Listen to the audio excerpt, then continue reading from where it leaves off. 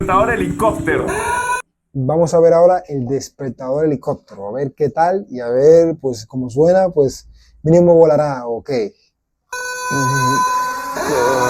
Esta cosa sale volando para donde quiera. Lo tienes que encontrar y ponerlo en su lugar para que ya se caiga. ¿Dónde está? ¿Dónde está? Ya. Joder. Ok. El despertador helicóptero literal sale volando, güey. Sale volando, literal, o sea, vuela